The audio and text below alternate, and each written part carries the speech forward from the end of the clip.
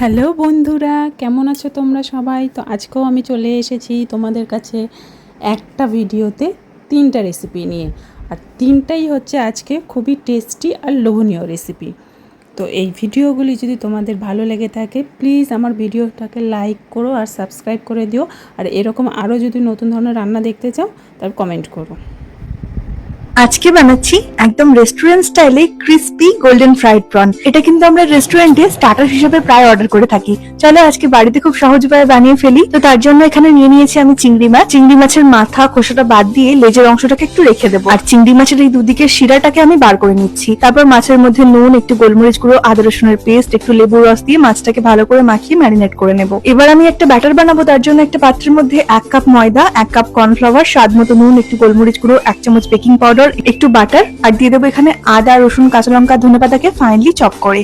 এবার এর মধ্যে অল্প অল্প করে বরফ ঠান্ডা জল দিয়ে ব্যাটারটাকে রেডি করে নেব। খুব বেশি পাতলা ব্যাটার কিন্তু বানাবো না। তারপর এক একটা চিংড়ি মাছকে শুকনো ময়দার মধ্যে একটু কোট করে তারপর এই ব্যাটারের মধ্যে ডুবিয়ে গরম তেলে এক এক করে চিংড়ি মাছগুলোকে ছেড়ে দেবো। এবার লো টু মিডিয়াম আছে এগুলোকে ফ্রাই করে নিলেই ব্যাস। ছানার পুর ভরা নিরামিষ পটলের দোরমারি রেসিপিটা ঝটপট দেখে নাও। বাড়ির সবাইকে বানিয়ে খাইয়ে তাদের তাক লাগাতে হবে তো, আর নিজেরও ভীষণ ভালো লাগবে, তোমার কথা দিচ্ছি।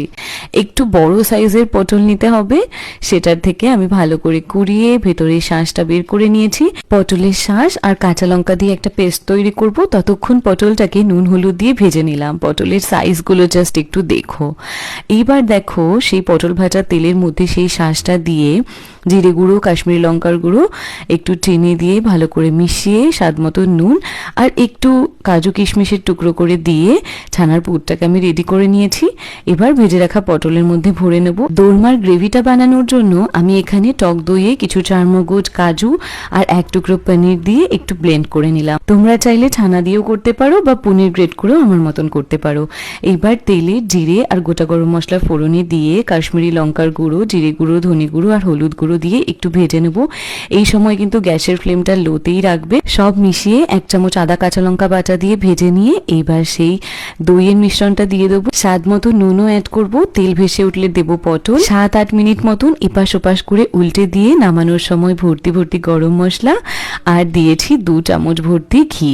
ব্যাস, গরম গরম ছানার পুর ভরা নিরামিষ পটলের দোরমা একদম রেডি। রেসিপিটা কেমন লাগলো অবশ্যই কমেন্টে জানিও। মানেটা কি বলতো? বাড়িতে এঁচড় আসবে অথচ কোফতাকারি হবে না, এমনটা কি হয়? এঁচড়ের টুকরোগুলোকে নুন, হলুদ, সর্ষের তেল এবং অল্প জল দিয়ে 2টো সিটি দিয়ে নিয়েছি। তারপর এঁচড় থেকে জল ভালো করে ছেঁকে নিয়ে হাতের সাহায্যে ম্যাশ করে নিয়েছি।